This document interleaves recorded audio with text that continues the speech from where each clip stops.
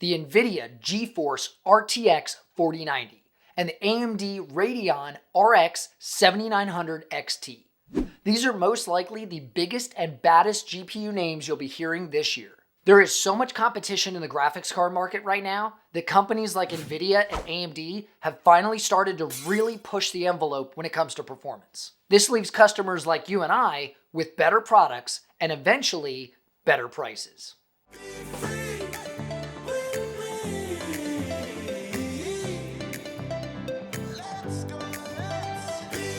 Hey everyone, I'm Danny with Danny's Tech Channel, bringing you the hottest hardware news on all the latest PC tech. As always, Nvidia is at the top of the headlines and the most popular when it comes to GPU news, so I might as well talk about them first. Nvidia is going to be releasing 2 new graphics cards this year, well, maybe 3 if we're lucky. But so far, the only confirmed cards are the RTX 4090 and the RTX 4080. The RTX 4090 released on October 12th. Reviews are out and the performance is incredible. I'm talking about up to 100% increase on some games over the RTX 3090 Ti.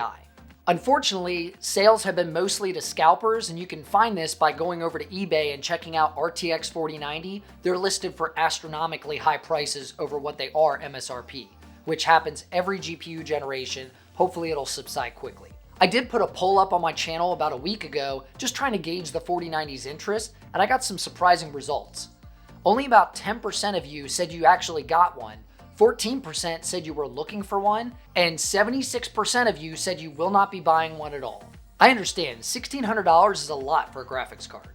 Now, Nvidia was also supposed to release 2 more GPUs, the RTX 4080 16GB coming in at $1,199, and the RTX 4080 12GB coming in at $899 USD. This news info has recently changed because Nvidia has effectively canceled their RTX 4080 12GB card. In a spectacular outrage, people took to Reddit and Twitter attacking Nvidia for the 4080 12GB. Due to this online attack of consumers, Nvidia decided to unlaunch the 4080 12GB card.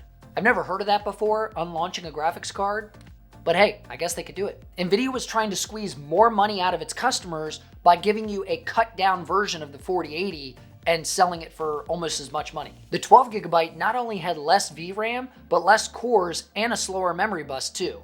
And they wanted to call it a 4080? I think not. The only 4080 that's scheduled to be released now is the 16GB, which it should have been from the beginning. You can expect to see the 4080 12GB return as a different naming scheme, probably a 4070 at a later date. Make sure to keep voicing your opinions to these companies when they get out of line. It does actually make a difference. So why did Nvidia suddenly go all out in their performance of the RTX 4090? We haven't seen a generational increase like this since the GTX 1080 Ti. I honestly think it's because they're scared. Scared of AMD. This might be a good time to mention why I think they're scared. Most likely. Yeah, probably. I got this info from Paul over on Not an Apple Fan. He's an angry Irishman who loves good value and tells you exactly how it is. And he doesn't care who thinks otherwise. You should go check his channel out if you get time. I'll leave a link below for you if you want to go take a look. Oh, and tell him Danny sent you. AMD is scheduled to announce their new RDNA 3 based GPUs on November 3rd. Rumors are pointing towards likely introducing 2 new cards. So far, it looks like it'll be an RX 7900 XT and possibly a 7800 XT. If the rumors are even close to remotely true, the RX 7900 XT is going to have over double the amount of SMs or streaming multiprocessors. They're apparently trying to go from 80 SMs to 192. To put things in perspective, the RTX 4090 went from 82 SMs on the 3090 Ti to 128. 82 to 128 and 80 to 192. If those rumors are true, AMD has got a killer card on their hands. Which means Nvidia is scared. These cards should be releasing by the end of November or beginning of December, sometime around there. Also, AMD is still offering the best value for GPUs, period. The RX 6650 XT or the RX 6700 XT are fantastic 1440p gaming champions. You can get the 6650 XT for under $300, and the 6700 XT can be found for under $400. You can't complain with that. And in case you didn't know, there is now another company that's trying to join the pricing battle. Intel has finally entered the game. It did take them a long time, and they're doing things a little bit unconventional compared to AMD and Nvidia. Usually they start at the top of their stack and work their way backwards. Intel is starting at the bottom and working their way up. The naming scheme is a little bit complicated, but once you learn it, it's simplistic. A is for their original series, the Alchemist series. That's what their code name is. The next generation of them is going to be called Battle Mage. So if you look for graphics cards later on and they have a B in the designator, you know that they're the next generation of cards. So A, B, C, D, they're going to continue going like that. So all the cards out right now have an A at the beginning of them. The number shows the tier listing for it. So 3, 5, and 7. The A380 is their most budget style card. It's the lowest grade ones. I think they're going to come out with an A310 or something, but it's not going to be for gaming. Actually, the 380 isn't really for gaming either. The first two graphics cards that Intel finally released for gaming are the A750 and the A770. This is their first real attempt at gaming GPUs. The A770 comes in at $349 for the limited edition Intel model, and the A750 comes in at $289.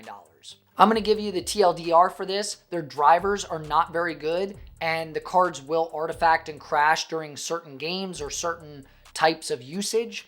So it's their first attempt. But DirectX 12 performance is incredible. When the card does work, it works fantastic. They will beat the RTX 3060 in some titles, which is what Intel designed it to do. So I'm curious to see what happens when Intel finally gets their feet under them and they decide to make a high-end GPU to compete with some of the big boys. I think this is a great first attempt by Intel. I'd say pricing should probably be a little bit lower, but hey, you gotta start somewhere. My point of this is, more players in the GPU game are a benefit to all of us. Whether you're Team Green, Team Red, or now Team Blue, more players means more competition. More competition means these companies will have to push their R&D further and further and provide better value than they have in the past. They are now competing for your business. So take advantage of this and enjoy the spoils of being a gamer in this amazing time. That's all for now. I just wanted to keep you up to date on the GPU scene. Oh, and if you enjoyed today's video, give me a like down below and subscribe for more future-related PC content. And as I always say, I'm Danny with Danny's Tech Channel, and I'll see you in the next one.